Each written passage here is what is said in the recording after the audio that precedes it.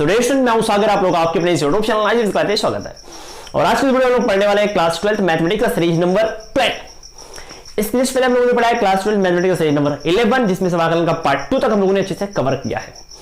अभी तक हम लोग पढ़ रहे थे आईसीबीएस क्लासेस पे, हम लोग पढ़ रहे हैं टेक्निकल आईसीबीएस पर, ठीक है। तो यार अगर आप नए आए हो तो हमारे चैनल को सब्सक्राइब करो, और एक चैनल जो और है आईसीबीएस क्लासेस, उसको भी जाकर के आप सब्सक्राइब करो और अपना प्यार दो। तो यार इतना मेहनत कर रहे हैं तो थोड़ा सा तो हेल्प बनता ही है ना। तो यार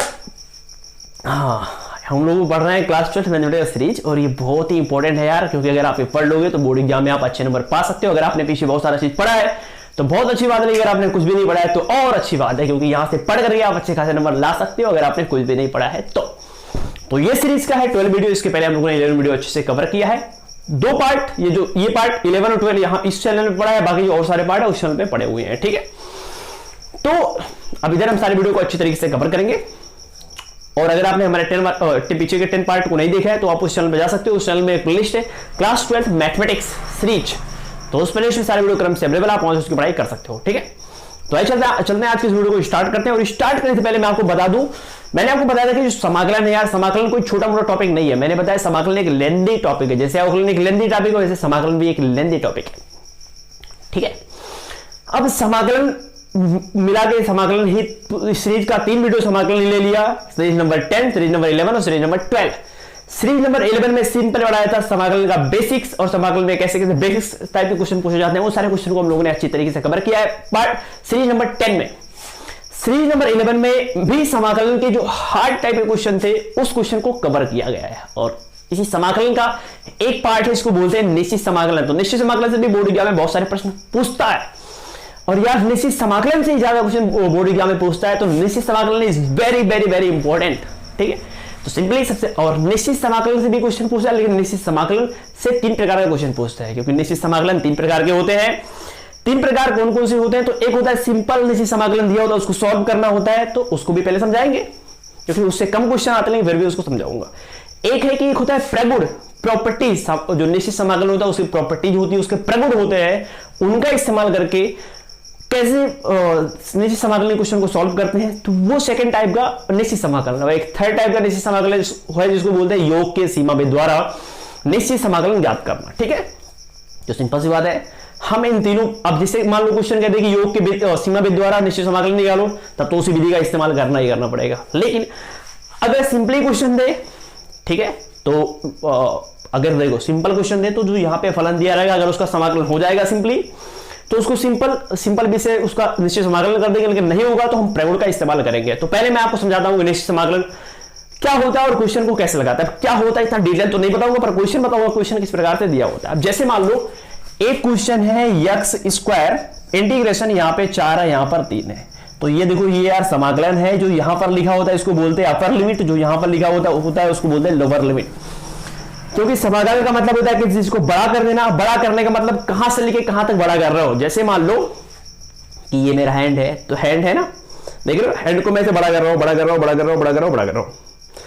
अब इस हैंड को कहां से लेके कहां तक बड़ा किए, तो यहां से लेकर के यहां तक बड़ा किए हैं, तो इतना बड़ा किए हैं ना, तो ये लोअर लिमिट, ये अपर लिमिट, ठीक है। तो यहां पर जो लिखा गया होता है इसको लोअर लिमिट, यहां पर जो लिखा गया होता है इसको बोलते हैं अपर लिमिट। अब चूंकि समाकलन कर रहे हैं इसलिए यहां पर क्या हो गया dx, ठीक है। अब बोर्ड एग्जाम में एक ऐसे नॉर्मली क्वेश्चन आएगा, ध्यान देना, अगर इस क्वेश्चन को कहता है कि योग के सीमा वेद द्वारा इसका हल करो, तो बिल्कुल योग के सीमा वेद द्वारा इसको हम सॉल्व करते हैं। पर योग के सीमा वेद द्वारा, योग के सीमा वेद क्या होता है ये तो आपको मालूम है ही नहीं, तो यहां से क्वेश्चन कम आते हैं। देखो निश्चित समाकलन का एक नॉर्मल क्वेश्चन होता है तो वहां से भी क्वेश्चन कम आते हैं। निश्चित समाकलन का योग का सीमा वेद द्वारा वहां से क्वेश्चन वहां से भी कम आते हैं। लेकिन निश्चित समाकलन में जो प्रगुण होता है, प्रगुणों का इस्तेमाल करके निश्चित समाकलन को सॉल्व करना, तो वहां से जो क्वेश्चन आते हैं वो क्वेश्चन ज्यादा आते हैं, ठीक है। तो पहले हम लोग ये समझेंगे, फिर प्रगुण वाला समझेंगे, फिर लास्ट निश्चित योग के सीमा वेद द्वारा उसको समझेंगे, और फिर ये समाकलन खत्म हो जाएगा और हम लोग फटाफट चलेंगे समाकलन क्या है ऊपर, और उसका भी सीरीज पढ़ेंगे फटाफट। तो निश्चित समाकलन क्या होता है, देखो निश्चित समाकलन में यहां पर ये जो फलन दिया होता है, सबसे पहले इस फलन का हम लोग करते हैं क्या, समाकलन।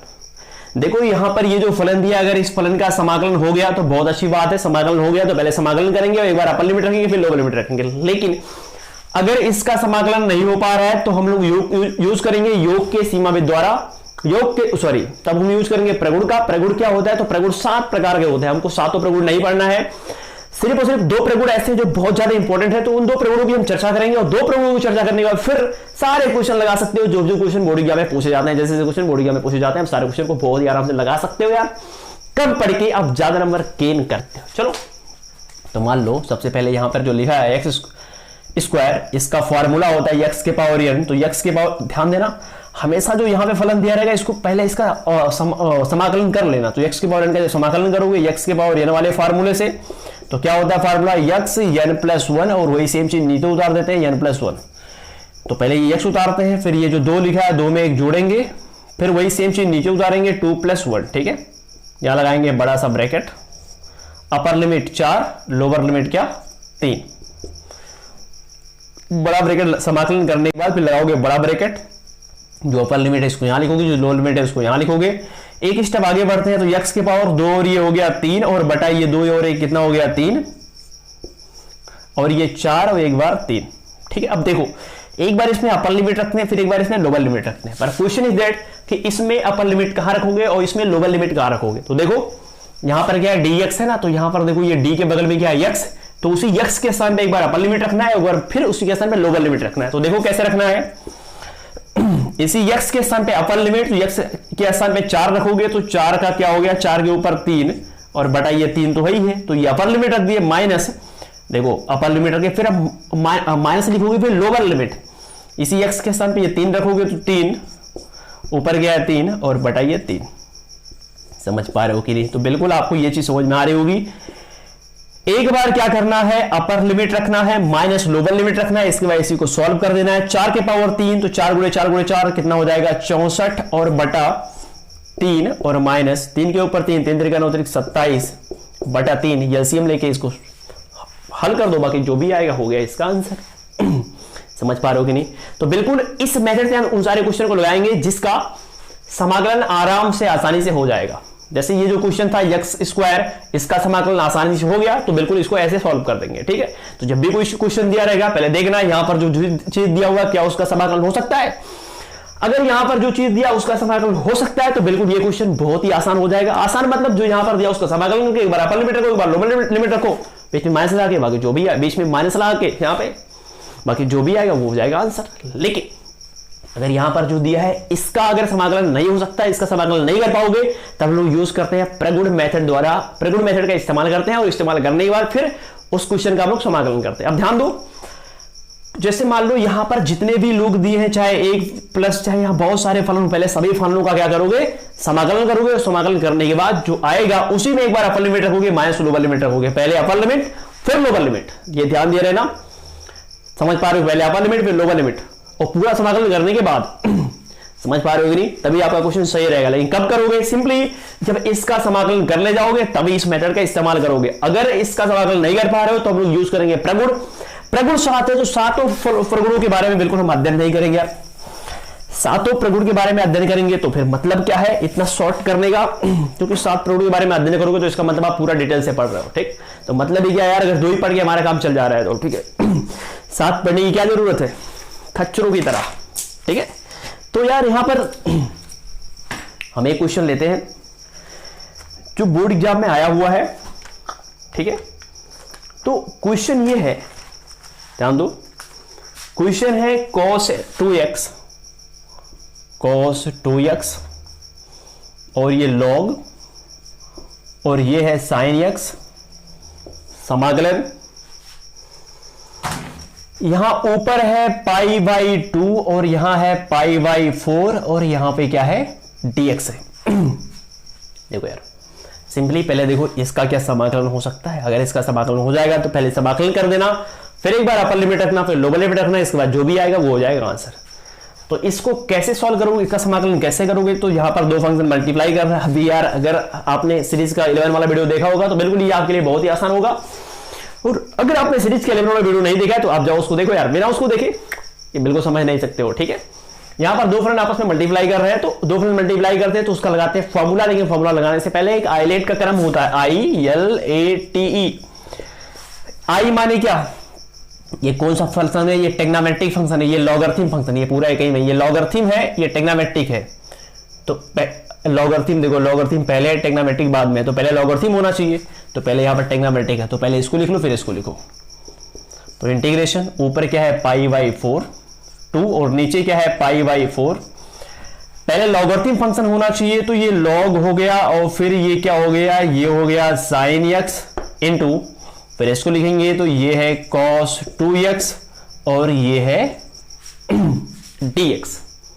ठीक है, जब भी दो फंक्शन मल्टीप्लाई करें तो समाकलन कैसे करते हैं? समाकलन करना बहुत ही आसान है। जो पहले वाला दिया है इसको पकड़ते हैं तो log x को पकड़ लेंगे sin x, बाकी मैं डायरेक्ट करता हूं cos x का करेंगे क्या, cos x का करेंगे अवकलन, सॉरी समाकलन। तो cos x का समाकलन क्या होता है sin 2x, बाकी इसको ढकेंगे 2x बचेगा, अवकलन करके 2 आएगा, फिर उससे भाग कर देंगे। ठीक है, फिर माइनस एक डिब्बा बनाएंगे, इस पूरे डिब्बे का समाकलन करेंगे, फिर पहले वाले का अवकलन, तो पहले वाले का अवकलन करोगे, मैं डायरेक्ट करता हूं log x का अवकलन करोगे तो 1/x, तो 1 क्या हो जाएगा, ये जो है नीचे आएगा, तो ये हो गया sin x। फिर log को ढकोगे तो sin x का अगर अवकलन करोगे तो sin x का अवकलन क्या होगा, cos x। पहले का अवकलन इंटू दूसरे का समाकलन, दूसरे का समाकलन करोगे तो cos x का समाकलन करोगे तो क्या आएगा, cos x का समाकलन क्या होगा, sin x कि माइनस sin x, नहीं sin x की ओर, cos x का समाकलन करोगे sin 2x आएगा। ठीक है, और फिर इस cos को ढकोगे 2x का अवकलन करोगे 2 आएगा और उस 2 से फिर भाग कर दोगे।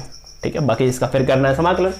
अब एक बार तो समाकलन हो गया, अब यहां पे लगाओगे बड़ा सा ब्रैकेट, और बड़ा सा ब्रैकेट लगाने के बाद एक बार अपर लिमिट ऊपर π/2 लिखोगे, फिर ऊपर सॉरी ये π/2 है, नीचे π/4 है, तो π/4 कहाँ लिखोगे, फिर नीचे लिखोगे। ठीक है, इसके बाद कैसे सॉल्व करना है, तो इसको सॉल्व करने के लिए यहां पर देखो sin 2x है, sin 2x का फार्मूला होता है 2 sin x इंटू क्या, into cos x, 2 sin x into cos x। sin x से sin x कट गया, 2 से 2 कट गया।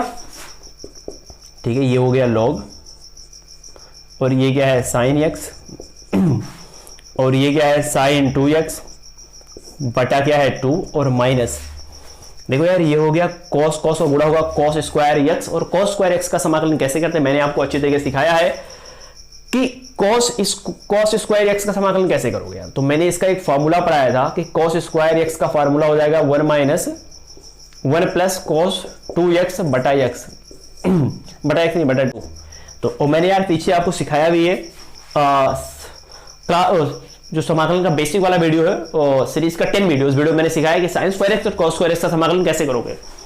तो बिल्कुल यहां पे समाकलन कर लेना cos स्क्वायर x का। ठीक है, समाकलन करने पे मान लो आ गया 5x, सपोज करो, उसे समाकलन तो आप लोग कर ही ले जाओगे क्योंकि पीछे मैंने सिखा ही दिया है। ठीक है, तो यार देख लो, अगर बहुत ज्यादा परेशान हो रहे हो तो मैं बता देता हूँ, डायरेक्ट यहां बता देता हूँ। ये आएगा, इसका समाकलन करना है तो यहां पर dx हो जाएगा, फिर इंटीग्रेशन 1/2 तो बाहर आ जाएगा। ठीक है, और यहां पर 1 बचेगा, फिर ये बचेगा cos x और फिर बचेगा dx 1/2, एक बार इसके पास जाएगा, एक का समाकलन करोगे x आएगा, cos x का समाकलन करोगे तो क्या आएगा, cos x का समाकलन करोगे तो प्लस आएगा sin x। ठीक है, और ये हो गया dx, समाकलन तो हो गया, यही आ गया। अंदर गुणा करो क्या आएगा, तो ये इसका इसमें गुणा करोगे तो यहाँ पे माइनस भी है तो माइनस से भी गुणा होगा तो ये आएगा x/2, और यहाँ पे माइनस 1/2 तो है ही है, और ये नीचे यहाँ पे आएगा sin x। ठीक है, तो ये हो गया। इसके बाद ऊपर क्या है, अपर लिमिट माने π/2, नीचे क्या है लोअर लिमिट π/4। आप क्या करोगे, इसी में ये जो आया है इस पूरे में एक बार अपर लिमिट रखोगे। अपर लिमिट रखने का ये मतलब है कि जहां जहां पर यहां पर x है वहां पे रखोगे π/2, और फिर माइनस एक बार लोअर लिमिट रखोगे। लोअर लिमिट का ये मतलब होता है कि जहां जहां पर यहाँ x है वहां पे ये रखोगे। बाकी इसको सॉल्व को दोनों को सॉल्व करके घटा देना, बाकी जो भी आएगा वो हो जाएगा आंसर। तो आई होप कि आपको ये क्वेश्चन अच्छी तरीके से समझ में आ गया होगा। तो बिल्कुल यार सिंपल सी बात है, यहां पर जो दिया रहेगा अगर इसका समाकलन हो गया, समाकलन हो जा रहा है तो सिंपली आप समाकलन करोगे। पूरा समाकलन हो जाने के बाद फिर क्या करोगे, एक बार अपर लिमिट रखोगे, माइनस लोअर लिमिट रखोगे, उसके बाद जो भी आएगा वो हो जाएगा आंसर। लेकिन अगर इसका समाकलन नहीं हो पा रहा है तब फिर आप बात जाओगे, तब इसका समाकलन नहीं। वैसे ऐसे क्वेश्चन बोर्ड एग्जाम में बहुत ही कम आते हैं, बिल्कुल नहीं आते हैं यार, कभी एक का दुक्का आ गया तो आ गया, लेकिन जो अधिकांश क्वेश्चन आते हैं वो प्रगुणों के मेथड से आते हैं। तो फर्स्ट ऑफ ऑल हम लोग ये सीखेंगे कि जो प्रगुण होता है, प्रगुण क्या है और प्रगुण क्या है ये सब मत सीखो, बस देख लो प्रगुणों का इस्तेमाल कैसे करते हैं। बाकी क्या हुआ होता है ये सीखने के लिए डिटेल सीखने के लिए आप लोग जा सकते हो समाकलन के प्लेलिस्ट पर, वहां पे सारे वीडियो क्रम से अवेलेबल है चैप्टर वाइज, ठीक है। तो यहां पर हमारा मेन उद्देश्य डिटेल नहीं पढ़ने का, यहां पे हमारा मेन उद्देश्य है कि जो सारे क्वेश्चन हैं उसके यूनिकनेस को पकड़ लिया जाए। जो क्वेश्चन बोर्ड एग्जाम में पूछ जाते हैं उन क्वेश्चनों को पकड़ लिया जाए। बाकी सारे क्वेश्चन यार सोचो, आप ये हाथ देख रहे हो, आप यहां से लेके यहां तक, अगर मान लो बोर्ड एग्जाम में केवल यहीं से क्वेश्चन पूछ रहा है तो इतना पढ़ने का मतलब कुछ नहीं है ना यार। वो तो केवल नॉलेज के लिए, कंपटीशन के लिए, लेकिन बोर्ड एग्जाम में यहीं से क्वेश्चन पूछ रहा है तो क्यों ना इसी को खाली पढ़ लिया जाए। तो बिल्कुल खाली इसी को पढ़ेंगे। अब प्रगुण होते हैं 7, लेकिन 2 प्रगुण बहुत ज्यादा इंपॉर्टेंट है। तो वो 2 प्रगुण क्या है उसको हम फटाफट सीख लेते हैं। देखो प्रगुण नंबर फर्स्ट है कि अगर मान लो यहां पे मान लो कोई भी यहां पे तो कोई ना कोई फलन ही तो होगा। तो मान लो यहां पर एक फलन है f(x), फिर यहां पर तो dx रहेगा ही, क्योंकि फलन का क्या होता है, समाकलन होता है। देखो अगर यहां पर कुछ लिखा है और यहां पे 0 है तभी ये प्रगुण लगेगा। जैसे मान लो यहां पर ये है a और यहां पर 0 है, तो ये प्रगुण क्या कहता है, ये प्रगुण सिंपली कहता है यहां पर ये तो रहेगा ही, यहां पे 0 तो रहेगा ही, f यहां पे जो x है इसी में से वो x घट जाएगा। तो इसमें से x घटेगा तो क्या आएगा, a माइनस x आएगा और यहां पर क्या है dx, बस हो गया। तो ये प्रगुण बहुत ज्यादा इंपॉर्टेंट है, ठीक है। क्योंकि यार बोर्ड एग्जाम में जितने भी क्वेश्चन पूछे जाते हैं इसी प्रगुण से पूछे जाते हैं। आई होप कि आपको ये अच्छी तरीके से समझ में नहीं आया होगा। तो इसको अच्छी तरीके से कैसे हम समझेंगे, देखो मैं कह दूं यहां पे मैं कह दूं 5, यहां पे मैं कह दूं 0, यहां पे मैं कह दूं sin x तो dx। अगर ये ऐसे लिखा हुआ तो बिल्कुल हम लोग इस प्रगुण का इस्तेमाल कर सकते हैं। इस प्रगुण का इस्तेमाल कैसे करोगे, तो इंटीग्रेशन। और मैंने आपको बताया कि इस प्रगुण का इस्तेमाल हम तभी कर सकते हैं, तभी मतलब कब कर सकते हो, तो इस प्रगुण का इस्तेमाल हम तभी कर सकते हैं जब यहां पर कुछ हो और यहां पर 0 हो, तभी हम इस प्रगुण का इस्तेमाल कर सकते हैं। प्रगुण का इस्तेमाल करने के लिए सिंपली क्या करना है, यहां पर ये जो लिखा है इसको तो लिखना है, इसी में से ये वाला घटा देंगे। तो ये 5 में से ये घटाएंगे तो 5 माइनस x हो जाएगा और यहां पर dx है तो यहां पर dx उतार देंगे, बस। तो ये प्रगुण बहुत ज्यादा इंपॉर्टेंट है, समझ पा रहे हो कि नहीं। तो बिल्कुल आपको ये बात समझ में आ रही होगी। अब मैं आपको एक प्रगुण और बताऊंगा, सारे क्वेश्चन इसी प्रगुण से लगेंगे। और एक प्रगुण और बहुत ज्यादा इंपॉर्टेंट है, वो क्या है, जैसे मान लो यहां पर 2a है, यहां पर 2a है और यहां पर 0 है, समझ पा रहे हो कि नहीं। अभी तक क्या हो रहा था कि वही फिर यही चीज इसके पहले जो प्रगुण पढ़े हैं उसमें भी यही चीज था, वही चीज यहां पर है। इसके पहले वाली चीज में क्या था कि यहां पर कुछ है और यहां पे 0, वैसे यहां भी है, यहां पे कुछ है, यहां पे 0 है। लेकिन अगर मान लो यहां पर जो चीज है वो डबल में है, वैसे यहां भी वो पीछे वाला प्रगुण लगा सकते हो, लेकिन ये एक और प्रगुण है तो इसको भी लगा सकते हो, उसको भी लगा सकते हो। अधिकांश केस में वही लगेगा, लेकिन कभी कभी ये लग जाएगा। तो कहां ये लगेगा, मैं सिखा रहा हूं आपको। देखो अगर मान लो यहां पर कोई फलन है f(x) तो यहां पर dx, ठीक है। तो इसकी 2 वैल्यू हो सकती है। 2 वैल्यू क्या हो सकती है, देखो यहां पर f, इस 2a में से इस x को घटाओ तो 2a माइनस x अगर घटाने पे बराबर अगर f(x) आ गया, अगर इसमें से ये घटाने बराबर f(x) आ गया तो इसकी जो वैल्यू होगी वो क्या होगी, ये 2 बाहर निकल आएगा। तो 2 बाहर निकल गया, इंटीग्रेशन, तो यहां पर क्या बचेगा, ये यहां पर क्या बचेगा 0 और ये पूरा f(x) dx। इतना बराबर ये तब होगा जब ये चीज होगा तब, समझ पा रहे हो। इसे अभी नहीं समझ में आ रहा होगा, कोई बात नहीं। फिर यही सेम चीज अगर f 2a माइनस f(x) बराबर माइनस f(x) रहेगा तो इतना बराबर क्या होगा, ये वाला ना होकर के बल्कि क्या हो जाएगा, 0 हो जाएगा, समझ पा रहे हो। तो बिल्कुल अगर इतना बराबर 0 आ रहा है तो नॉर्मली, इतना बराबर माइनस f(x) आ रहा है तो नॉर्मली कुछ नहीं करना, बराबर 0 आंसर कर देना है। लेकिन अगर इतना बराबर प्लस f(x) आ रहा है तो इसको लगा करके हल करना है। अब जैसे मैं आपको एक क्वेश्चन लेता हूं और क्वेश्चन के माध्यम से समझाता हूं। जैसे मैं कह दूं यहां पर 2a और यहां पर 0, यहां पे कह दूं sin x और यहां पे कह दूं dx, तो इतना बराबर ये लेंगे कि इतना बराबर ये लेंगे। सबसे पहले हम लोग ये चेक करेंगे कि दोनों में से कौन सा है। तो सिंपली यहां पर जो दिया रहता है वो f(x) रहता है। जैसे भी ये जो दिया है ना वो f(x) है, तो ये पूरा f(x) है। तो कहोगे f(x) बराबर क्या है, f(x) बराबर यहां पर क्या है, तो यहां पर sin x है। इतनी बात आपको अच्छी तरीके से समझ में आ रही होगी, कोई भी दिक्कत नहीं होगा। यहां पर ये कोण है तो यहां पे कोई कोण मान लो 2 पाई मान लिए, ठीक है, 2 पाई मान लो, कोई दिक्कत नहीं है। अब देखो f(x) बराबर इतना आ गया तो f(x) बराबर sin x है, तो f क्या निकालना है, 2a, मतलब यहां पर जो है इसमें से ये वाला घटा दो, तो इसमें से ये वाला घटाओ तो 2 पाई माइनस x, 2 पाई माइनस x। तो f(x) बराबर यहां पे x है तो यहां भी x है, तो साइन यहाँ पे अगर 2 पाई माइनस एक्स है तो यहाँ पर भी क्या होगा 2 पाई माइनस एक्स। देखो पाई माने 180, 180 गुना है 360, 360 में से x 360 minus x, sine 360 minus x का फॉर्मूला क्या होता है, तो फॉर्मूला होता है क्या होता है minus sine x. 360 minus x यही होता है फॉर्मूला, तो आई होप बिल्कुल यही होता है। अब क्या हुआ ध्यान दो, एफ एक्स बराबर साइन एक्स है। अब देखो बराबर साइन एक्स बराबर क्या है, तो एफ एक्स है, तो यहां पे लिखो माइनस तो रहेगा ही, ये क्या है एफ एक्स है। देखो क्या हुआ कि एफ इतना बराबर माइनस एफ एक्स आ गया, यानी ये वाला चीज आ गया, तो इसका मतलब इसको सॉल्व करोगे सिंपल इसकी वैल्यू क्या आएगी 0 आएगी। लेकिन अगर इतना बराबर प्लस एफ एक्स आया होता तो सिंपली इसकी वैल्यू हम क्या लिख लेते, इसकी वैल्यू हम लिख लेते ये 2 को बाहर निकाल देते तो बाहर निकल जाता, ठीक है। ये आ गया पाई, यहां पर 0, बाकी ये जो पूरा है इसको उतार दो साइन एक्स और टी एक्स। तो ये वाला कब आता, जब ये सिचुएशन घटित होती, और ये वाला 0 कब आएगा, जब ये सिचुएशन घटित होगी। चलो ठीक है। वैसे अगर आपको ये बात समझ में आई है तो बहुत अच्छी बात है, लेकिन नहीं समझ में आई है तो और अच्छी बात है। और अच्छी बात इसलिए यार, ठीक है, क्योंकि 2 ही प्रगुण है, ये इसके पहले वाला प्रगुण, ये प्रगुण, ठीक है। तो अभी क्वेश्चन जब आएगा तो आपको सारी चीजें अच्छे से समझ में आ जाएगी। अब चलते हैं हम लोग बोर्ड एग्जाम में जितने भी क्वेश्चन आए सारे क्वेश्चन को लेते हैं और स्टेप बाय स्टेप करके एक एक करके सारे क्वेश्चन को अच्छी तरीके से कवर करते हैं, ठीक है। तो चलते हैं क्वेश्चन फर्स्ट की तरफ। यहां पर बहुत सारे क्वेश्चन लिए गए हैं और सारे क्वेश्चन बोर्ड एग्जाम में आए हुए हैं। तो चलते हैं क्वेश्चन फर्स्ट की ओर, और क्वेश्चन नंबर फर्स्ट है, देखो क्वेश्चन फर्स्ट है इंटीग्रेशन पाई बाई 2, यहां पे 0 है, यहां पे रूट में कॉट एक्स है और बटा 1 प्लस रूट में कॉट एक्स, यहां पर dx है, बराबर प्रूव करना है पाई बाई 4। समझ पा रहे हो कि नहीं, तो बिल्कुल आपको समझ में आ रही होगी। इतना बराबर पाई बाई 4 प्रूव करना है, तो कैसे प्रूव करोगे, अब सिंपली प्रूव करना है तो इसी पक्ष को आप ले सकते हो। वैसे बराबर पाई बाई प्रूव करना है, बस इतना जानते रहो। तो इतना बराबर आई मान लो, ठीक है, माना इतना बराबर आई। अब इसकी वैल्यू पाई बाई 4 लाना था, यानी आई की वैल्यू क्या लाना है, पाई बाई 4 लाना है, क्योंकि इसको आई के बराबर मान लियो। अब सिंपली यहां पे लगा सकते हो प्रगुण नंबर जो मैंने आपको बताया है, ठीक है। तो प्रगुण नंबर वो आप यहां लिख सकते हो।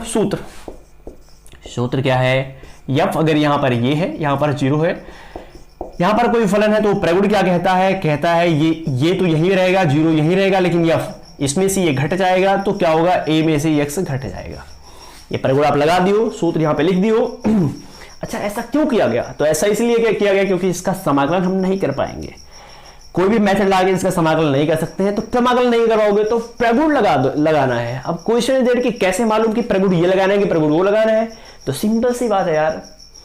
देखो यहां पर जो चीज दिया, अगर डबलिंग करके दिया रहेगा, डबलिंग करके, अब यहां पे ये है, अगर यहां पे 2 ये होगा तो प्रगुण वो लगाएंगे, अगर 2 ये नहीं है तो प्रगुण ये लगाएंगे। लेकिन यार हमेशा प्रयास करना कि प्रगुण यही लगाने का प्रयास करना, वो मत लगाना, वो कभी कभार इक्का दुक्का लग जाता है, लेकिन ये लगा, वो कब लग जाता है तो क्वेश्चन आएगा, अभी तो समझा दूंगा।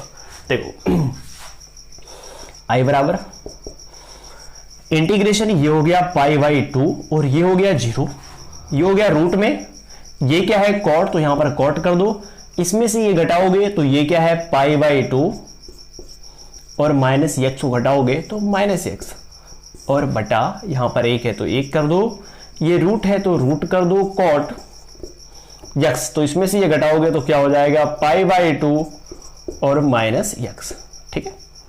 बाकी यहां पर dx है तो यहां पर कर दो dx। इसके बाद इंटीग्रेशन, यहां पर है पाई बाई 2, यहां पर है 0, देखो ये हो गया रूट में कॉट 90 माइनस एक्स बराबर क्या होता है 10x, तो ये हो जाएगा 10x और बटा 1 प्लस ये रूट में क्या हो जाएगा, ये भी हो जाएगा 10x, ठीक है, और यहां पर क्या हो जाएगा dx। फिर 10 को बदलना है कॉट में, तो 10 को कॉट में कैसे बदलते हैं, तो इट इज वेरी सिंपल, ये है पाई बाई 2 और ये है 0, यहीं पर आगे एक स्टेप चलते हैं, यहीं पे बदल देते हैं, तो ये पाई बाई 2 है और ये 0 है।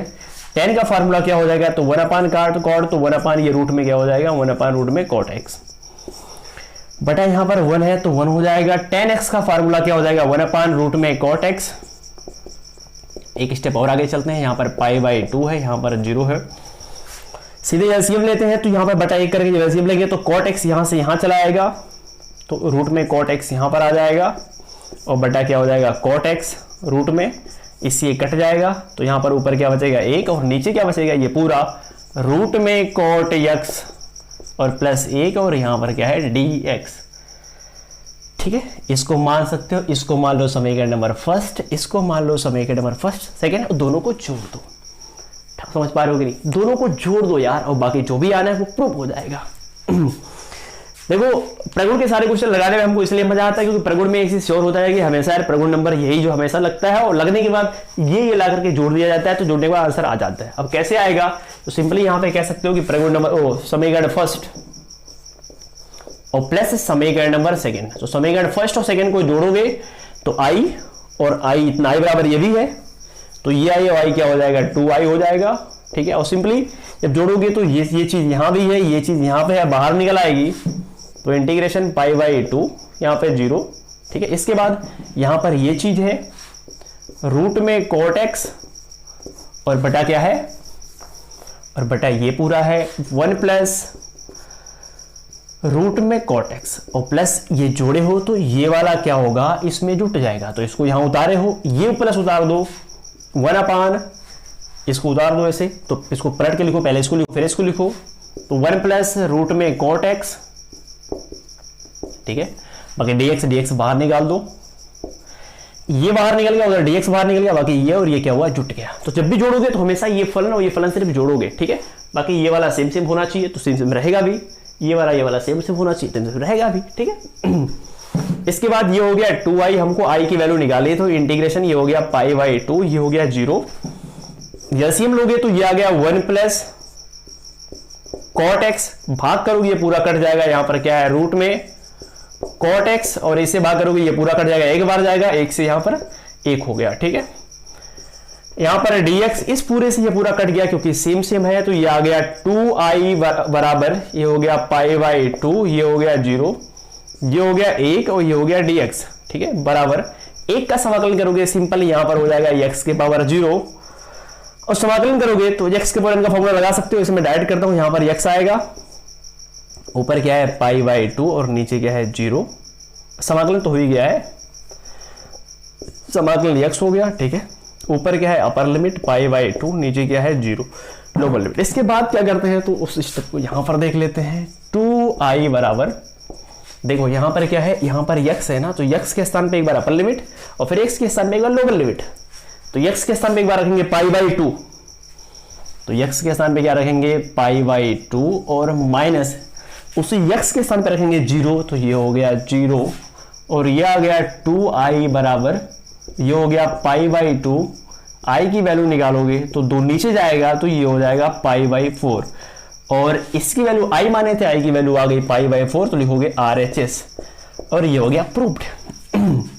और ऐसे क्वेश्चन बोर्ड एग्जाम में जब भी आते हैं तो 5 नंबर से कम में ऐसे क्वेश्चन नहीं आते हैं। ठीक है, सिंपली यार ऐसे ही सॉल्व करना है और बड़ी मजा आएगा सॉल्व करने में, क्योंकि यार मुझे तो बहुत मजा आता है जब भी समाकलन के प्रगुण वाले कोई भी क्वेश्चन आते हैं, हमको समाकलन हल करने में बड़ी मजा आता है। ठीक है, आई होप कि आपको भी बड़ी मजा आ रहा होगा, बहुत सारी चीज समझ में आ रही होंगी। ठीक है, तो जब भी प्रगुण वाले क्वेश्चन आएंगे तो इसको सिंपली ऐसे ही सॉल्व करना है। अब चलते हैं हम लोग लेते हैं प्रगुण का सेकंड क्वेश्चन और उसको भी सॉल्व करते हैं, और प्रगुण का सेकंड क्वेश्चन भी सेम यही प्रगुण लगेगा और इस प्रगुण को लगा करके सॉल्व करना है। ठीक है, वैसे निश्चित समाकलन के जितने भी क्वेश्चन आते हैं सारे क्वेश्चन आते हैं प्रगुणों पर बेस्ड होते हैं। ठीक है, तो हम बात करते हैं नेक्स्ट क्वेश्चन की, और नेक्स्ट क्वेश्चन है x साइन x और बटा 1 प्लस cos स्क्वायर x, यहां पर क्या है dx, और अपर लिमिट है पाई, लोअर लिमिट है 0।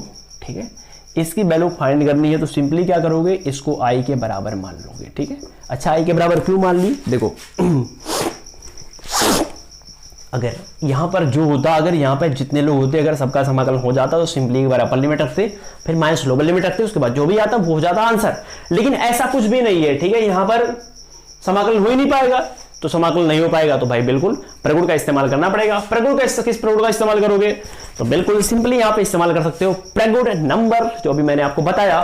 तो नीचे वो जो सूत्र था उस सूत्र को लिखोगे। सूत्र क्या था, तो यहां पर ये था, यहां पर 0 था, यहां पर fx था, इसके बाद यहां पर ये 0 फिर f, इसी ये में से x घटाओगे तो क्या आएगा a माइनस x, और यहां पर सॉरी यहां पर dx रहेगा, यहां पर dx रहेगा, यहां dx लिख लेना, ये है सूत्र। ठीक है, फिर ये i बराबर इंटीग्रेशन पाई 0, यहाँ जहाँ जहाँ x से समय से पाई घटेगा तो पाई इसी में से x घटाओगे तो ये हो गया पाई माइनस x, ये हो गया साइन पाई में से x घटेगा तो क्या हो गया पाई माइनस x, और बटा ये 1 प्लस कॉस स्क्वायर, इस पाई में से x घटाओगे तो क्या आएगा पाई माइनस x, और यहाँ पर dx है तो यहाँ पर हो गया dx। इसके बाद ये हो गया i बराबर इंटीग्रेशन पाई फिर 0, ये है pi minus x, sine 180 minus x बराबर क्या होगा तो हो जाएगा साइन x, और बटा ये जो पूरा है 1 plus cos pi minus x बराबर माइनस कॉस एक्स होगा, लेकिन दो कॉस है तो आपस में गुणा करके फिर प्लस कर देंगे तो ये हो गया कॉस स्क्वायर एक्स और ये हो गया dx। ठीक है, फिर इस हो गया ना। अब ये समीकरण फर्स्ट मानो, ये समीकरण सेकंड मानो और फिर सॉल्व कर दो, जोड़ दो ना। तो कहोगे समीकरण नंबर फर्स्ट और प्लस समीकरण नंबर सेकंड। ठीक है, जैसे जोड़ोगे i और i क्या हो जाएगा 2i हो जाएगा बराबर ये वाला जो सेम ये वाला चीज है, ये वाला चीज क्या होगा इस वाले चीज के साथ जुड़ जाएगा। तो ये वाला चीज तो पहले उतर जाएगा क्योंकि ये और ये सेम सेम होना चाहिए। तो ये है पाई और ये है 0, ये पहले उतार दो तो क्या है x साइन x और बटा नीचे है 1 प्लस कॉस स्क्वायर x। ठीक है, और प्लस ये, तो ये करने के लिए एक बार क्या करो इसका मल्टीप्लाई इसमें कर लो, फिर इसका मल्टीप्लाई इसमें कर लो, या सिंपली ऐसे रहने दो जो भी है क्या है प्लस पाई माइनस x और ये है साइन x और बटा 1 प्लस कॉस स्क्वायर x। ठीक है, बाकी dx तो बाहर आ जाएगा। इसके बाद सॉल्व कर लेते हैं इसको इधर, तो ये है 2i, तो ये है 2i हो जाएगा, और इधर क्या है पाई, इधर क्या है 0। देखो sine x 1 plus cos square यहाँ पे है, sine x 1 plus cos square यहाँ पे है, दोनों को बाहर निकाल लो। तो बाहर निकालोगे तो साइन x और बटा 1 प्लस कॉस स्क्वायर x। ठीक है, यहाँ पर क्या बचेगा x और प्लस यहाँ पर क्या बचेगा पाई माइनस x, तो ये हो गया पाई माइनस x और यहाँ पर क्या है dx। x से x कट गया, 2i बराबर इंटीग्रेशन पाई यहाँ पे 0। ठीक है, इसके बाद ये हो गया पाई और यहाँ पे हो गया साइन x और फिर हो गया 1 प्लस कॉस स्क्वायर x और यहाँ पर dx। तो पाई कांस्टेंट है, पाई को बाहर निकाल दो। इसके बाद यार बिल्कुल यहाँ पर मानने वाला काम होगा, क्योंकि हम लोग जानते हैं पहले समाकलन का बेसिक वीडियो पढ़ गए हैं। समाकलन के बेसिक वीडियो अब देखो अब इसके बाद कैसे सॉल्व करोगे, क्योंकि अब तो प्रॉब्लम क्रिएट हो गई ना। तो देखो मैंने क्या बताया कि आप प्रगुण का इस्तेमाल तब करोगे जब यहाँ पर जो फलन दिया रहेगा उसका समाकलन नहीं होगा तब। अब यहाँ पर ये जो फलन आया है इसका समाकलन हो सकता है, जो समाकलन हो सकता है तो सिंपली समाकलन करेंगे। अब समाकलन हो सकता है ना, तो बिल्कुल इसके बाद वही रूल लगाएंगे कि जब फलन का समाकलन हो जाए तो पहले समाकलन करते हैं, फिर अपर लिमिट रखते हैं, फिर लोअर लिमिट रखते हैं। तो ये फलन है, इसका समाकलन हो जाएगा, समाकलन करो, फिर अपर लिमिट को, फिर लोअर लिमिट को। समाकलन कैसे होगा, तो किसी एक बंदे को मान लोगे, नीचे वाले को मान लो, कॉस एक्स को कुछ मानो, तो कॉस मान लिया, यहाँ पे माना कॉस एक्स बराबर टी। ये जो कॉस एक्स है इसको मान लिया मैं टी।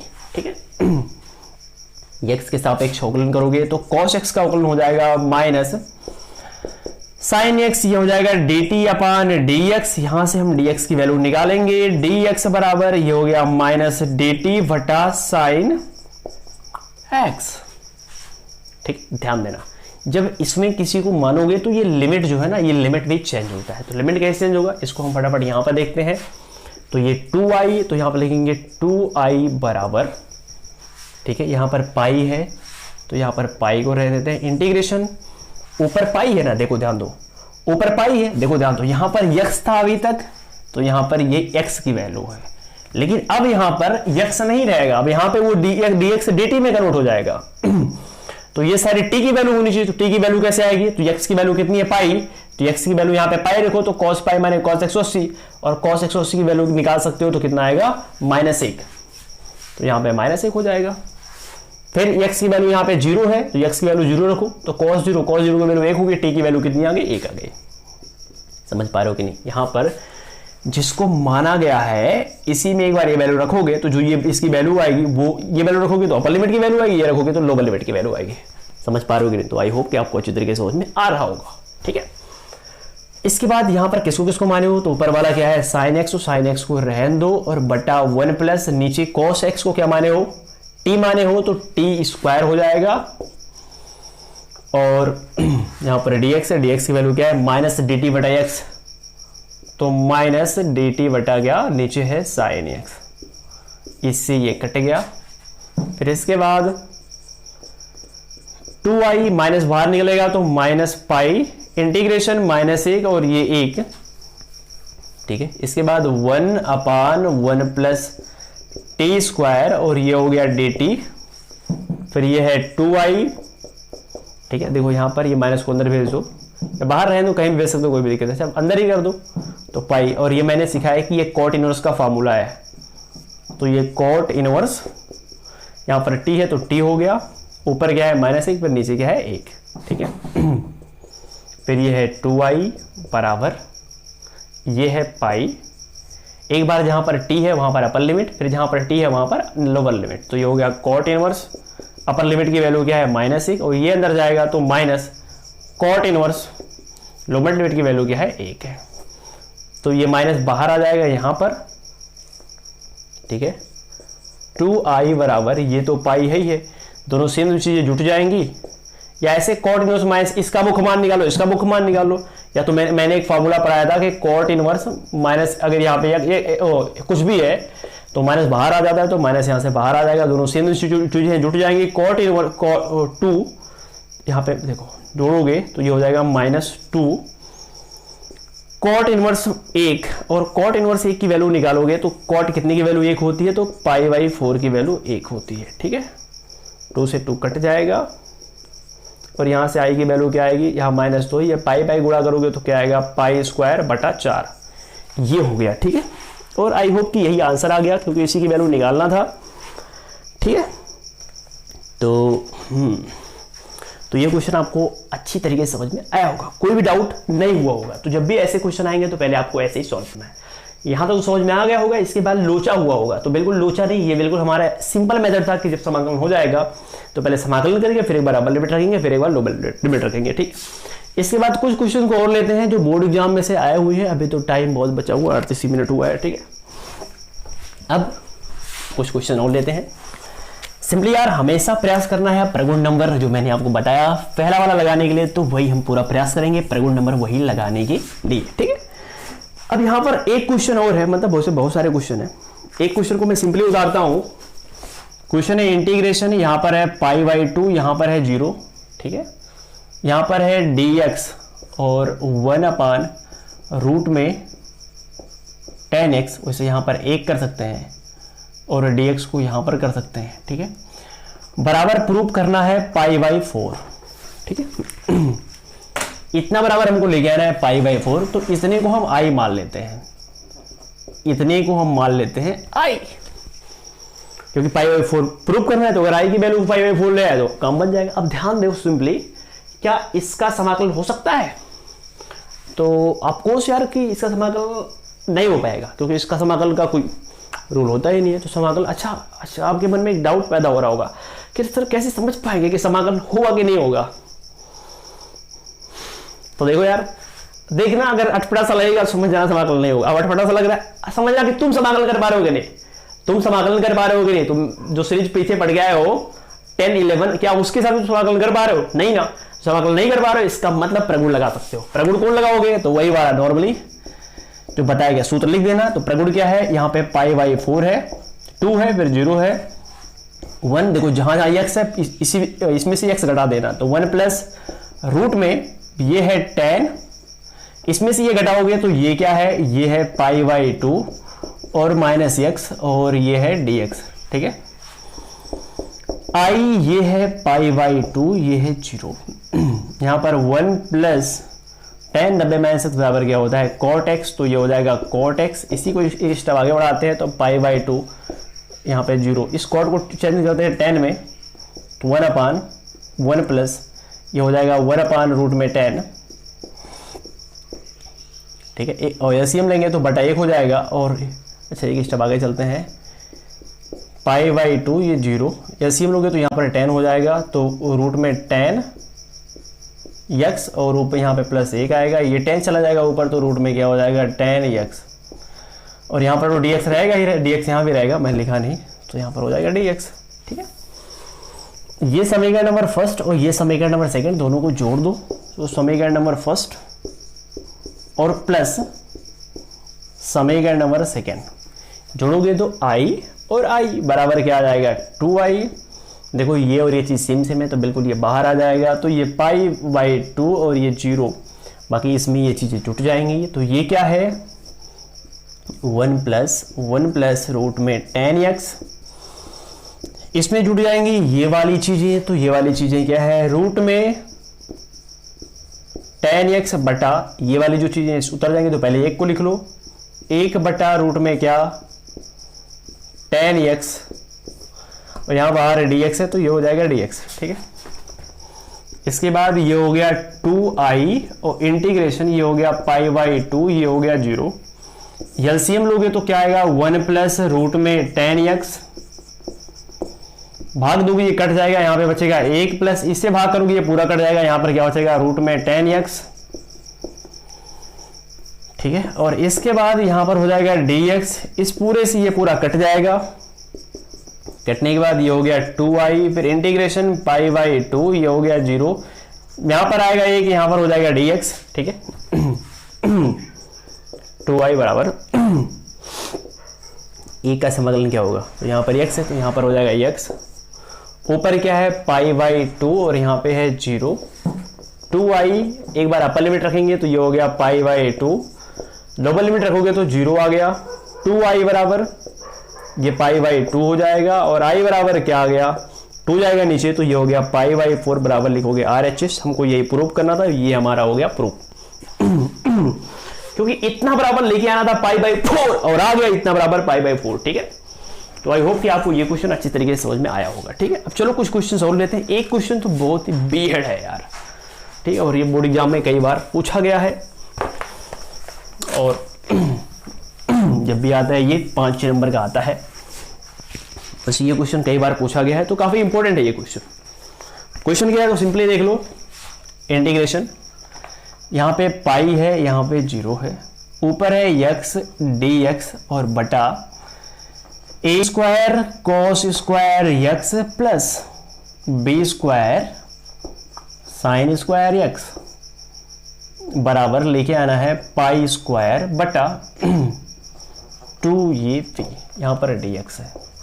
ये है क्वेश्चन। ठीक है, इस क्वेश्चन को हमको करना है प्रूव। तो इस क्वेश्चन को कैसे प्रूव करोगे पहले तो ये देख लो, क्या इसका समाकलन कर सकते हो? तो बिल्कुल यार, इसका समाकलन शायद आप कर सकते हो, शायद, क्योंकि मैंने आपको एक तरीका बताया था कि जब भी इस टाइप का क्वेश्चन आया तो कॉस स्क्वायर से भाग करते तो कॉस स्क्वायर से भाग करके आप समाकलन कर सकते हो। लेकिन अगर आपको लगता है कि नहीं कर पाओगे समाकलन तो सिंपली वही मतलब लगाओ जो प्रगुण नंबर क्या था, प्रगुण नंबर जो मैंने अभी आपको बताया, यहाँ पे पहले लिख लेना, वो प्रगुण लगा सकते हो। तो इसको बराबर आई मान लो, ठीक है, इसको हटा दो, हटाओ मत, अगली स्टेप में इसको उतार के बराबर आई मान लो। तो आई बराबर जब प्रगुण लगाओगे तो ये पाई तो रहेगा, ये यहाँ पे 0 रहेगा, इस पाई में से x घटाओगे तो क्या हो जाएगा, ये हो जाएगा पाई माइनस x, और ये हो गया ये स्क्वायर। ठीक है, इसके बाद ये है कॉस स्क्वायर, पाई में से x घटाओगे तो क्या हो जाएगा, ये पाई माइनस x, यहाँ पे प्लस तो प्लस कर दोगे, ये है बी स्क्वायर तो बी स्क्वायर साइन स्क्वायर, पाई में से x घटाओगे तो क्या आएगा, ये हो गया पाई माइनस x, और यहां पर हो गया dx। ठीक है, फिर i बराबर, देखो ध्यान से एक स्टेप और आगे बढ़ते हैं, i बराबर ये है पाई, ये है 0, ऊपर क्या है पाई माइनस x और बटा a स्क्वायर, तो कॉस 180 माइनस एक्स बराबर माइनस कॉस एक्स, पर स्क्वायर है तो वो हट जाएगा, तो कॉस स्क्वायर एक्स हो गया, और प्लस प्लस क्या नीचे ही है plus v square sine 180 minus x बराबर क्या होगा, साइन एक्स ही होगा, तो साइन स्क्वायर x आ गया, और ये हो गया dx। ये जो था इसको एक बार उतारने के बाद लिखना है, इसको समीकरण नंबर फर्स्ट मान लेना है, इसको समीकरण नंबर सेकंड मान लेना है, दोनों को जोड़ देना। बाकी क्या लेके आना है, पाई स्क्वायर बटा 2 ये भी लेके आना है, चलो ठीक है कोई बात नहीं, दोनों को जोड़ेंगे, समीकरण फर्स्ट प्लस समीकरण नंबर सेकेंड। जब जोड़ोगे ना तो i और i क्या हो जाएगा, 2i हो जाएगा, बराबर ये चीज़ सेम है, तो ये यहाँ पे उतर जाएंगे पाई और यहाँ पर 0, ठीक है। इसको लेना है तो इसको जब लोगे तो कुछ कॉमन दिखेगा। कॉमन क्या दिखेगा? dx तो कॉमन दिखेगा, तो dx को बाहर निकाल लेना। बट ये नीचे दोनों कॉमन है, तो नीचे एक तो ऊपर ले लेगा कॉमन, नीचे ये पूरा कॉमन दिख रहा है, ये square cos square x plus b square sine square x, ठीक है। और इसके बाद कॉमन क्या दिख रहा है यहाँ पर? तो यहाँ पर क्या बचा है? x और माइनस यहाँ पे बचा हुआ है पाई, अच्छा प्लस पाई माइनस x, ठीक है। और यहाँ पर dx है, तो x कट जाएगा, तो सिंपली यहाँ पर पाई बचा, ठीक है। तो यहाँ पर पाई बचा और यहाँ पर क्या है? dx। देखो मैं आपको बताऊं, तो देखो ये जो क्वेश्चन है इसमें एक छोटा सा झोल है। झोल क्या है यार? तो देखो यहीं पर लगाना पड़ेगा प्रगुण नंबर नेक्स्ट, जो मैंने आपको बताया था। अरे यार क्वेश्चन इज दैट कि वो प्रगुण यहाँ पे क्यों लगाना पड़ेगा? तो भाई ये प्रगुण नहीं लगाओगे तो आंसर नहीं आने वाला है, ठीक है। तो इस क्वेश्चन को आप माइंड में फिट कर लो कि जब ये वाला क्वेश्चन आएगा तो इसमें इतना करने में वो प्रगुण भी लगाना पड़ेगा। तो वो प्रगुण लगाओगे तो यहाँ पर दुगना होना चाहिए, तो यहाँ पर 2 गुणे लिख सकते हो π/2, ठीक है, क्योंकि ये 90 दूना 180 होगा। तो वैसे यहाँ पर क्या करोगे, अगर पढ़ के क्या आता है f, अगर 2a माइनस x बराबर क्या आ जाए, fx आ जाए, तभी ये 2 बाहर आता है। तो एक्चुअली में ये पूरा fx है, जब इस पे रखोगे तो बराबर fx ही आ जाएगा, ठीक है। तो i बराबर 2 बाहर आ जाएगा, तो ये हो जाएगा 2 पाई इंटीग्रेशन, यहाँ पे हो गया π/2, ये हो गया 0, ये हो गया 1/, ये square cos square x plus b square sine square x, और यहाँ पर क्या हो गया? dx, ठीक है। इसके बाद मैंने बताया था कि जब भी नीचे cos स्क्वायर आए, नीचे जब भी आए तो ऐसे आए तो क्या करोगे? cos स्क्वायर से ऊपर नीचे भाग करोगे। सिंपली यहाँ पे क्या करोगे? cos स्क्वायर से भाग करोगे ऊपर नीचे, क्योंकि मैंने आपको बताया था कि जब भी ऐसे क्वेश्चन आए तो इसका समाकलन करने के लिए सिंपली क्या करोगे? cos स्क्वायर से ऊपर नीचे भाग करोगे। इस जस्ट वाले पार्ट सीरीज के 11 वाले वीडियो में मैंने इसको अच्छी तरीके से बताया है। तो देखो भाग करोगे cos स्क्वायर से ऊपर नीचे, तो यहाँ पर i है तो i हो गया, बाकी यहाँ पर 2 पाई है तो यहाँ पर 2 पाई हो गया इंटीग्रेशन, ये हो गया π/2, ये हो गया 0। ऊपर cos स्क्वायर से भाग करोगे तो 1/cos स्क्वायर बराबर हो जाएगा sec स्क्वायर x, नीचे cos स्क्वायर से भाग करोगे तो ये हो जाएगा ये स्क्वायर और ये हो जाएगा b स्क्वायर, बाकी ये साइन स्क्वायर है, cos स्क्वायर से भाग करोगे तो ये हो जाएगा tan स्क्वायर x, और यहाँ पर क्या हो जाएगा? dx, ठीक है। इसके बाद यहाँ पे एक काम कर सकते हो कि ये जो b यहाँ पे भी स्क्वायर है, यहाँ पे भी स्क्वायर है, या तो दोनों पे स्क्वायर कर सकते हो, और v tan x को कुछ मान सकते हो t, तो कह सकते हो माना v tan x बराबर क्या? t, ठीक है। t मानोगे तो यहाँ पे dx की वैल्यू निकालो, x के सापेक्ष अवकलन करके, तो b tan x का अवकलन करोगे तो आएगा sec स्क्वायर x, dt का करोगे तो dt अपान क्या आएगा? dx, यहाँ से dx की वैल्यू निकालोगे तो dx बराबर क्या हो जाएगा? dt बटा ये नीचे आएगा तो हो जाएगा v sec स्क्वायर x, ठीक है। इसके बाद वाला जो स्टेप है उसको यहां देखते हैं। तो ये है i बराबर ये 2 पाई, ये क्या है? यहाँ पे 2i है ना, तो जोड़े थे तो यहाँ पर 2i, यहाँ पे 2, और यहाँ पे 2 कैसे आ गया? अच्छा 2 ऐसे आ गया, क्योंकि 2 निकाले हो तो इस 2 से ये 2 कट जाएगा, तो यहाँ पे 2 तो हट ही जाएगा, तो 2 बचेगा ही नहीं। तो क्या बचेगा? पाई बचेगा इंटीग्रेशन, ये π/2 बचेगा और ये बचेगा 0, तो ये हो जाएगा 0। इसके बाद ऊपर क्या है? sec स्क्वायर x, तो ऊपर को ऐसे रहने दो sec स्क्वायर x, और बटा ये स्क्वायर, और इसको क्या माने हो? इसको माने हो t, तो ये हो जाएगा t स्क्वायर, और ये dx की वैल्यू निकालो तो dt अपान क्या आ जाएगा? dt अपान आ जाएगा sec स्क्वायर x, वो भी b sec स्क्वायर x। देखो यार सिंपल सी बात है, जब यहाँ पर dx है तो ये जो वैल्यू है वो dx की वैल्यू है, लेकिन अगर यहाँ पर dx ना होकर यहाँ पर dt हो जाए तो ये देखो dt हो गया, तो ये t की वैल्यू होनी चाहिए। बिल्कुल देखो x की वैल्यू जब π/2 माने 90 है, तो x की वैल्यू 90 रखोगे तो tan 90 की वैल्यू क्या होती है? tan 90 की इनफाइनाइट वैल्यू होती है, तो t की वैल्यू क्या आ जाएगी? इनफाइनाइट ही आएगा ना, क्योंकि b का गुणा करोगे तो इनफाइनाइट ही आ जाएगा, तो यहाँ पर हो जाएगा इनफाइनाइट, ठीक है। इसके बाद जब 0 रखोगे तो tan 0 की वैल्यू क्या होती है? 0, तो ये पूरा 0 आ जाएगा। t की वैल्यू क्या आ गई? 0, जब ये रखोगे तो 0 ही आ जाएगा।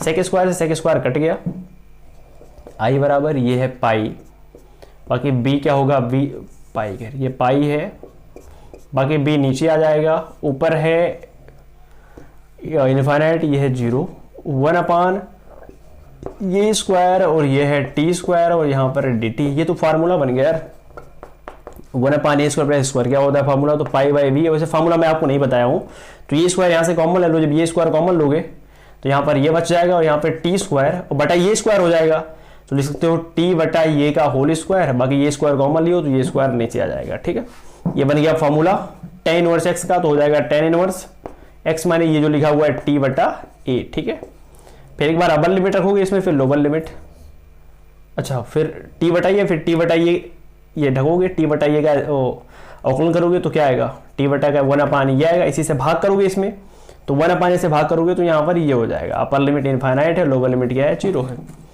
i बराबर ये पाई बाई बी, इसमें एक बार क्या करो, एक बार रखो लोअर लिमिट फिर रखो अपर लिमिट, एक बार अपर लिमिट फिर लोअर लिमिट, तो अपर लिमिट रखोगे तो क्या आएगा, ये tan इनवर्स t की वैल्यू इनफाइनाइट है तो इनफाइनाइट में जब एक का भाग करोगे इनफाइनाइट आएगा तो ये इनफाइनाइट हो जाएगा, माइनस लोअर लिमिट रखोगे तो ये tan इनवर्स t की वैल्यू 0 तो भाग करोगे ये 0 हो जाएगा। ठीक है, tan, अब देखो इसके बाद i बराबर पाई बाई बी ना, हाँ बी, tan 0 की वैल्यू 0, ये पूरा तो 0 हो जाएगा, हटा दो, यहाँ पे ये हो गया, यही होगा ना, अच्छा यहाँ पे ये स्क्वायर भी है, ये स्क्वायर ये स्क्वायर ये स्क्वायर, tan कितने की वैल्यू, tan कितनी वैल्यू इनफाइनाइट होती है, तो tan 90 की वैल्यू इनफाइनाइट होती है, तो यहाँ पे हो जाएगा पाई बाई 2, AC ये कट जाएगा तो ये पाई पाई हो जाएगा पाई स्क्वायर बटा ये हो गया 2 और ये AB, तो 2 ये भी, शायद यही चीज प्रूव करना था और यही चीज अच्छे से प्रूव हो गया। तो आई होप कि आपको ये भी क्वेश्चन समझ में आया होगा, थोड़ा सा डिफिकल्ट लगा होगा इसके बाद, क्योंकि यहाँ तो समझ में आ गया होगा, यहाँ पे प्रगुण नंबर अगला वाला भी लग गया, इसके बाद कैसे किया गया है तो ऐसे किया गया। तो आई होप क्वेश्चन को आपको समझ में आया होगा, 3-4 बार और लगाओगे तो आपको अच्छी तरीके से समझ में आ जाएगा। ठीक है, वैसे यार यहाँ पे क्या हो रहा है, हम शॉर्ट में पढ़ रहे हैं ना, इसलिए थोड़ा हबड़ाहट हो जा रही है और प्रॉब्लम क्रिएट हो जा रही है, तो कोई बात नहीं, इस क्वेश्चन को आप 4-5 बार लगाओगे तो बिल्कुल आ जाएगा, क्योंकि ये क्वेश्चन इंपॉर्टेंट है यार। जितने भी क्वेश्चन बता रहे हो उसको आप बार बार प्रैक्टिस करो, लगाने का तरीके को प्रैक्टिस करो, बिल्कुल आप सारे क्वेश्चन अच्छी तरीके से क्लियर हो जाएंगे। ठीक है, और यही सारे क्वेश्चन बोर्ड एग्जाम में आने वाले हैं, इससे बाहर कोई भी क्वेश्चन नहीं आने वाला है। ठीक है, तो बिल्कुल ये भी क्वेश्चन आपको समझ में आ गया होगा। अब चलते हैं हम लोग नेक्स्ट क्वेश्चन लेते हैं और उसको समझने का प्रयास करते हैं। चलो हम बात करते हैं नेक्स्ट क्वेश्चन का, और नेक्स्ट क्वेश्चन बहुत ज्यादा इंपॉर्टेंट है बोर्ड परीक्षा के दृष्टि से। तो अगला क्वेश्चन है, यहाँ पर है पाई बाई 4 और यहाँ पे है 0। वैसे क्वेश्चन में दम नहीं है, यहाँ पर है 1 प्लस, यहाँ पर है tan x और बराबर प्रूव करना है पाई बाई 8 और ये है log 2, ये चीज़ प्रूव करनी है। ठीक, सिंपली क्या करना है, इतना बराबर i मान लेना है, पहले इसको उतार लेना है, फिर बराबर i मानना है। मैं डायरेक्ट कर देता हूँ। ठीक है, ये चीज़ जो हमको प्रूव करनी है थोड़ा नोट किया रहना है, इसको समीकरण नंबर फर्स्ट मान लो। वैसे ये काम नीचे करना उतार के, लेकिन मैं यहीं पे कर दे रहा हूँ। ठीक है, फिर प्रगुण नंबर जो लगाना है वो सूत्र लगा सकते हो। प्रगुण नंबर सूत्र कैसे लगाओगे, तो i सूत्र लगा सकते हो, फिर ये है पाई बाई 4, फिर ये 0, फिर जहाँ भी x है उसमें से ये घट जाएगा तो ये हो गया log, और ये हो जाएगा 1 प्लस tan, इसमें से ये घटाओगे तो ये हो जाएगा पाई बाई 4 और माइनस x, और इसको बंद करो, यहाँ पे हो जाएगा dx। ठीक है, इसके बाद ये है i, तो i हो जाएगा, ये हो गया पाई बाई 4, यहाँ पे 0, ये हो गया log, तो यहाँ पे log कर दोगे 1 प्लस tan ये माइनस d का फार्मूला, tan माइनस का फार्मूला क्या होता है, tan a minus tan b बटा 1 plus tan a into tan b। तो लगाएंगे सिंपली फार्मूला, क्या होता है फार्मूला, tan a की वैल्यू क्या, pi by 4 minus tan b माने क्या, tan x बटा 1 प्लस tan ये के मतलब क्या, पाई बाई 4, और tan b माने क्या, tan b माने x। सिंपली ऐसे बंद करो और यहां पे लगाओ dx। ठीक है, फिर यहां पर i है इंटीग्रेशन, ये है पाई बाई 4, यहां पे है 0 और ये है log, यहां पर है 1 प्लस tan 45 की वैल्यू 1, तो यहां पर 1 माइनस ये हो गया tan x बटा 1 प्लस इसकी वैल्यू 1, और ये हो गया tan x, और यहां पर dx है बटा 1 करो, एलसीएम लो। तो फटाफट मैं एलसीएम लेता हूं, तो ये हो जाएगा i और ये हो जाएगा इंटीग्रेशन, ये हो जाएगा इंटीग्रेशन पाई बाई 4।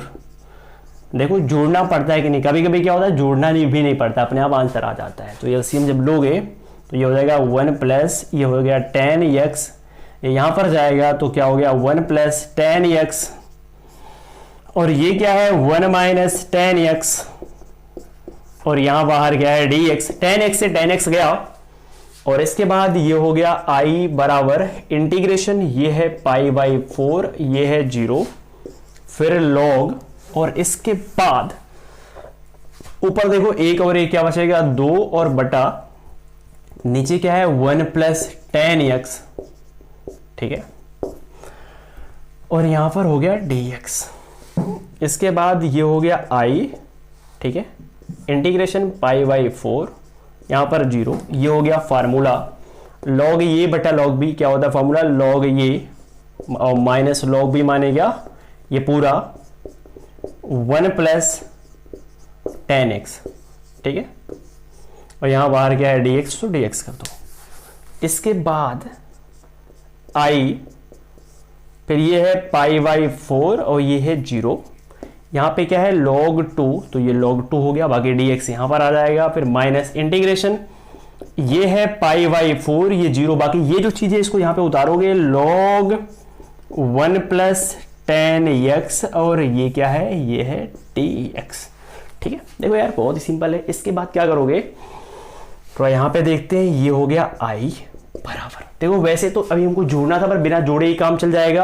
यहां पर देखो log 2 कांस्टेंट, उसको बाहर निकाल लो, तो log 2 जब कांस्टेंट बाहर निकालोगे तो यहां पर बचेगा π/4 बटा 0, ये पूरा बाहर निकालोगे तो यहां पर बचेगा 1 और यहां पर बचेगा dx, माइनस इस पूरे की वैल्यू अगर ध्यान से देखोगे तो इसी पूरे की वैल्यू बराबर I माने थे, तो इसकी वैल्यू क्या हो गई, यहां पर हो गया I, ठीक है, ये I है, ये भी I आएगा, तो I और I क्या हो जाएगा, ये हो जाएगा 2I बराबर, ये हो गया log 2 और log 1 का समाकलन करोगे तो क्या आएगा x, upper limit π/4, lower limit 0, 2I बराबर log 2, अपर लिमिट क्या है, अपर लिमिट एक बार रखोगे π/4 x के स्थान पे, माइनस x के स्थान पे 0 रखोगे, 0 रखोगे कोई मतलब निकलेगा नहीं, ठीक है, और गुणा करोगे, क्या कहीं मिस्टेक कर रहा हूं क्या, तो मिस्टेक तो नहीं हो रहा है, चलो गुणा करके देखते हैं। अच्छा ये I नीचे जाएगा, राइट, तो ये π/4 है, ये नीचे 2 भी जाएगा, तो पाई क्या हो जाएगा 8, और ये हो गया log 2। देखो जो चीज हमको लाना था वो चीज हो गया प्रूफ, ठीक है। तो आई होप कि आपको ये भी क्वेश्चन अच्छी तरीके से समझ में आया होगा, ठीक है। और ऐसे सेम इसी टाइप के 2-3 क्वेश्चन और भी हैं जो बिल्कुल सेम इसी प्रकार से हैं, बिल्कुल इसी फार्मूले से हैं, ठीक है। इसमें मैं केवल एक क्वेश्चन और लेता हूं और उसको बताने का प्रयास करता हूं, एक नहीं 2 क्वेश्चन लेता हूं और फटाफट लगाने का प्रयास करता हूं, क्योंकि वीडियो ऑलरेडी बहुत बड़ा हो चुका है, ठीक है। और सारे क्वेश्चन देखो बिल्कुल एक ही प्रकार से हैं, क्वेश्चन में बिल्कुल दम नहीं है। तो एक क्वेश्चन यार लेता हूं, बहुत ही सिंपल है। क्वेश्चन क्या है, तो क्वेश्चन है यहां पर ये, यहां पर 0, रूट में x बटा रूट में x प्लस रूट में a माइनस x, और यहां पर dx है, ठीक है। हल करना है, इसकी वैल्यू निकालनी है, तो इसको I के बराबर मान सकते हो, ठीक है। फिर I बराबर वो फॉर्मूला लगाओगे, तो यहां पर ये, यहां पर 0, तो लगाओगे वो क्या बोलते हैं प्रगुण लगाओगे तो इसी में से x घट जाएगा, तो रूट में a माइनस x और बटा इसी में से ये घटेगा तो क्या आएगा a माइनस x और प्लस रूट में a माइनस इसी में से x घटेगा तो क्या होगा a माइनस x, ठीक है। और यहाँ माइनस पहले से था तो माइनस पहले था तो ये प्लस हो जाएगा, तो ये से ये कट गया, बाकी जो भी है उसको उतारने का प्रयास करते हैं। I बराबर इंटीग्रेशन ये और 0, ऊपर क्या है a माइनस एक्स और नीचे क्या है a माइनस एक्स, और यहां पर सिर्फ बचेगा रूट में x, और यहां पर dx है और dx यहां भी रहेगा। ये समीकरण नंबर फर्स्ट है, ये समीकरण नंबर सेकंड है। दोनों को जोड़ने का प्रयास करते हैं, तो समीकरण नंबर फर्स्ट प्लस समीकरण नंबर सेकंड, और जोड़ेंगे तो I और I क्या हो जाएगा, I बराबर 2I, बाकी ये वाला जो है ये उतर जाएगा, ये 0, ये वाला इससे जुटेगा, तो यहाँ पे क्या है रूट में x बटा ये पूरा वाला रूट में x और बटा रूट में ये माइनस x, ठीक है। इसमें ये वाला जुटेगा, ये वाला मानेगा रूट में a माइनस x बटा ये वाला माने रूट में a माइनस x प्लस ये रूट में क्या है x, ठीक है। बाकी यहाँ पर dx है तो ये हो गया dx। एलसीएम लोगे तो जो चीज़ ऊपर रहेगा वही चीज़ नीचे भी रहेगा, कट जाएगा। एलसीएम लोगे तो जो चीज़ नीचे रहेगा वही सेम चीज़ ऊपर रहेगा, कट जाएगा। और कटने के बाद ये हो जाएगा 2y बराबर यहाँ पे ये, यहाँ पर 0, यहाँ पर कट के 1 बचेगा, यहाँ पर dx। समाकलन करके एक बार अपर लिमिट का लोअर लिमिट का आई का मान निकाल देना, बाकी जो भी आएगा वो हो जाएगा आंसर। तो आई होप कि आपको ये भी क्वेश्चन अच्छी तरीके से समझ में आ गया होगा। ठीक है, तो इस तरह हम लोगों ने निश्चित समाकलन से जितने भी क्वेश्चन आते थे सारे क्वेश्चन हम लोगों ने अच्छी तरीके से कवर कर लिया है। ठीक है, देखो यार, पहला मैंने बताया कि सिंपली समाकलन नहीं होगा तो समाकलन होगा, समाकलन करोगे फिर एक बार upper limit minus lower limit रख के उसको सॉल्व कर दोगे। सेकंड बताया कि अगर नहीं हो पा रहा है तो प्रगुण का इस्तेमाल करोगे। थर्ड बोला था कि योग के सीमा में द्वारा निश्चित समाकलन किया जाता है। तो मैं आपको बता दूं कि योग के सीमा में द्वारा समाकलन जो है ना आता ही नहीं है, कभी कभी बोर्ड एग्जाम में आ जाता है, कभी कभी आता है, वैसे कोई चांसेस नहीं होते उसके आने के। ठीक है, और आएगा भी तो 2 नंबर का आता है। ठीक है, तो वैसे मैं उसको नहीं पढ़ा रहा हूं, लेकिन अगर आप लोगों को लगेगा कि नहीं अर्जेंट है, वैसे मुझे नहीं लगता है कि अर्जेंट है। अगर आप पढ़ने में तेज वाले स्टूडेंट हो तो आपने पूरा पेपर अच्छी तरीके से पढ़ा होगा, लेकिन अगर आप पढ़ने में तेज वाले स्टूडेंट नहीं हो, अगर आप ये सारी वीडियो देख रहे हो तो आपका उद्देश्य होगा कि आप अच्छे नंबर ले आओ, 70-80 नंबर ले आओ। तो अगर आप उसको नहीं भी पढ़ते हो तो भी आप 70-80 नंबर आसानी से गेन कर सकते हो। ठीक है, कोई जरूरी नहीं वो क्वेश्चन बोर्ड एग्जाम में पूछता ही है, अगर पूछता तो मैं पक्का है करवाता, पूछता ही नहीं है, कभी कभी पूछ लेता है। तो यार अगर आपकी लक बैड होगी तो पूछ लेगा, लक बैड नहीं होगा तो नहीं पूछेगा। लेकिन अगर आपको लगेगा कि नहीं सर जरूरी है उसको भी पढ़ाना, तो आप नीचे कमेंट बॉक्स में कमेंट करोगे। फिर योग के सीमा में द्वारा निश्चित समाकलन कैसे करेंगे। वैसे क्वेश्चन आता नहीं है, लेकिन लगभग बाई चांस एक क्वेश्चन आ जाता है, छोटा सा क्वेश्चन आता है 2 नंबर का। ठीक है, तो अगर आप लोग नीचे कमेंट बॉक्स में कमेंट करोगे कि नहीं सर उसको भी बता दीजिए, तो बिल्कुल यार एक छोटा वीडियो 10 मिनट का बना दूंगा और उसको भी अच्छी तरीके से क्लियर कर दूंगा। ठीक है, तो बताओ ये वीडियो कैसी लगी। अगर आपको ये वीडियो अच्छी लगी तो वीडियो को लाइक करो, चैनल को सब्सक्राइब करो। ये जो नया चैनल है इसको सब्सक्राइब करना ना भूलो यार। ठीक है, क्योंकि मैं सोच रहा हूं ये भी चैनल फटाफट मोनेटाइज हो जाए। ठीक है, तो ये सेकंड चैनल है। और यार मेरा इंस्टाग्राम का लिंक है, इंस्टाग्राम का मेरा यूजर आईडी है विद्यासागर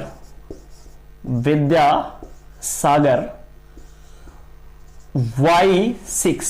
ये मेरे इंस्टाग्राम का यूजर आईडी है, तो आप लोग जाओ हमारे इंस्टाग्राम पे और हमारे चैनल को फॉलो करो, मतलब हमारा जो इंस्टाग्राम का पेज है उसको फॉलो करो। ठीक है, तो बताओ यार ये वीडियो कैसे लगी। अगर आपको ये वीडियो अच्छी लगी हो तो नीचे कमेंट बॉक्स में कमेंट जरूर करो।